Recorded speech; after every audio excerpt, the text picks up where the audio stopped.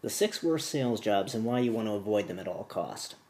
In this video, I'm going to run through what I think are the 6 worst sales jobs you could be in. I'm going to encourage you to avoid them, or if you're already in one, I'm going to encourage you to get the hell out as quickly as possible. Because here's the thing. The economy's sucking it right now, and it's probably not getting better anytime soon. And a lot of companies, even big ones, are downsizing, or they're flat out going under. A lot of folks in sales are looking mighty hungry and more than a little desperate and panicky anymore. I personally know guys who were pulling down $25K a month in sales commissions a few years back who are now having a hard time making their car payments, and they're starting to worry about losing their homes. And here's why. They're in the wrong market, and they're operating from the wrong model. And even if they were in the right market, even if things were going good, they're miserable, they're overworked, they're overstressed, they're trapped in sales careers they should have been rethinking long ago. They've been chasing the buck, and for this they've been sacrificing what's far more important: lifestyle. So let's run through what I consider the 6 worst sales jobs to be in right now. And you might be looking at one of these as an option, or you might already be in one of them. I was at one time or another in pretty much all of them, with varying degrees of success and failure, and pretty much damn miserable most of the time. It wasn't until a few years ago that I finally figured out the right way to build a sales career, and I'll come to that. But first, let's look at the wrong sales jobs, the ones you should be avoiding like the plague. If you're in any of these kinds of sales jobs, I'm going to encourage you to start rethinking your life. Alright, number one. Number one worst sales job: loan officer. Selling home loans, selling mortgages, anything like that. Okay, I'm going to start off with a confession here. I gave the mortgage business a shot some years ago. I gave it a big shot, and I sucked at it. I got caught up in the whole mortgage consulting approach. I buried myself in learning everything imaginable, studied all of the gurus, bought into all of the systems and services, stayed up late at night studying an endless arsenal of materials and attending seminars constantly, and I still sucked at it. And it's probably a good thing I did. And not only did the market fall out from under the entire profession in the past few years, wiping out thousands upon thousands of jobs in the industry and leaving everyone left standing shell-shocked and desperate, but more importantly, it was a good thing I got out when I did, because even if I had succeeded there, even if the economy hadn't tanked, I would have been miserable in the mortgage business. And why is that? Well, for one, I'd have to go to an office every day. I'd have to wear a suit every day. I'd have to deal face-to-face with clients every day. I'd have to deal with appraisers and underwriters and processors and insurance companies and accountants and real estate agents. I'd be wrestling with rate sheets and program requirements, locks and deadlines, market fluctuations and government regulations, the endless sprawl of documentation. And that was probably the worst of it, dealing with all the goddamn paperwork.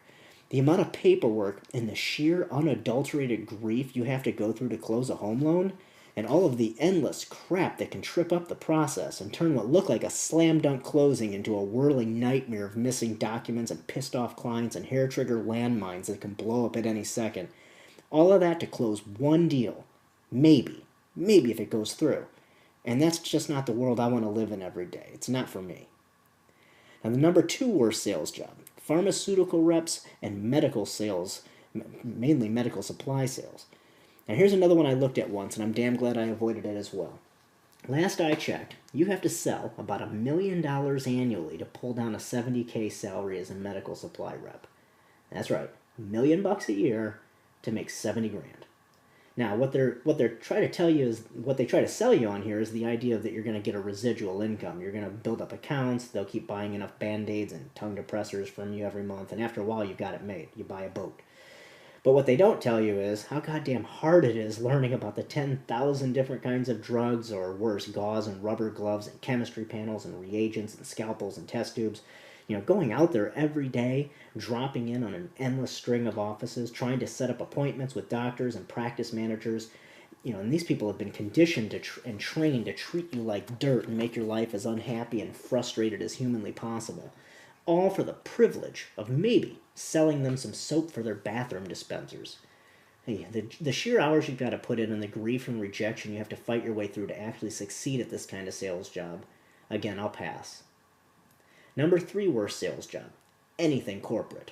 If it involves an office, or worse, a cubicle, if it involves a time clock, or someone questioning why you're a half hour late or leaving a half hour early, if it involves putting on a monkey suit every day, if it involves having to spend your time flying or driving around the country, meeting with people you don't like, if it involves tiptoeing around a boss or an office manager, or any form of kissing someone's ass while hoping for a promotion, And if that's the kind of sales job you're in, I've got news for you. You're in the rat race. And here's the news flash: your job is not secure.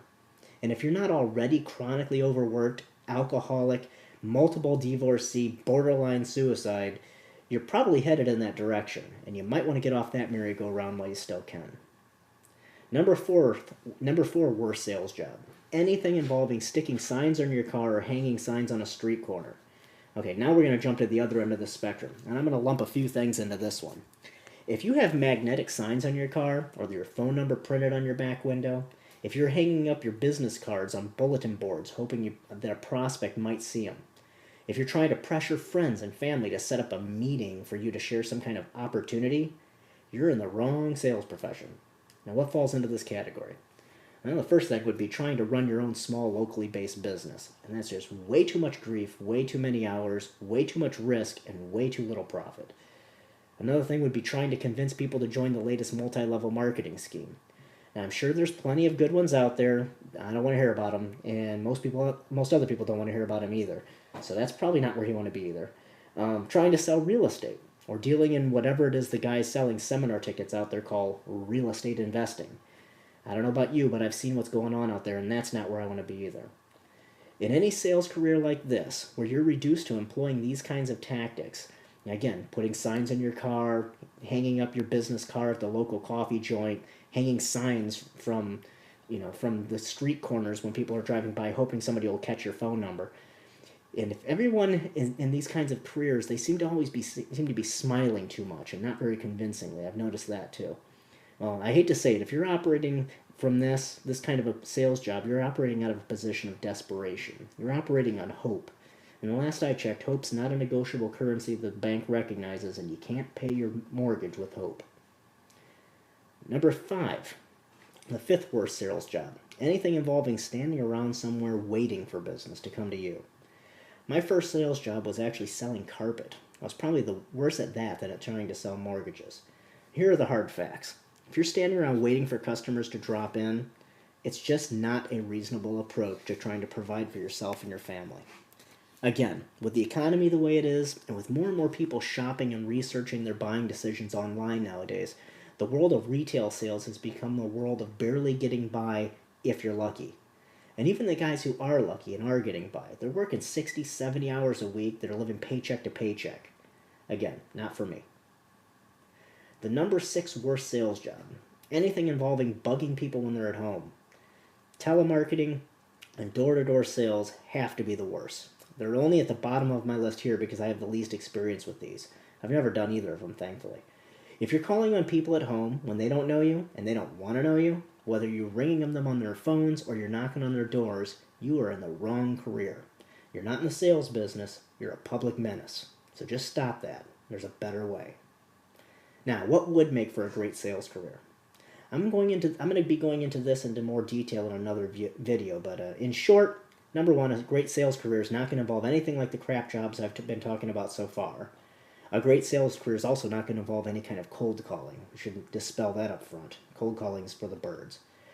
And another thing, instead, a great sales career, it's going to allow you to get up when you want, it's going to let you work when you want and however much you want, and certainly no more than 10 or 20 hours a week if you don't want to, and without question work from home or really from wherever you want, in fact, from anywhere in the world if you want. And 3, and probably more important than anything, a great sales career would not only bring in a substantial 6-figure income, it's also going to allow you the luxury of enjoying an extraordinary lifestyle at the same time. And that's the most important thing here, lifestyle. And you can be sure I'm going to be talking about that in the next video I put together.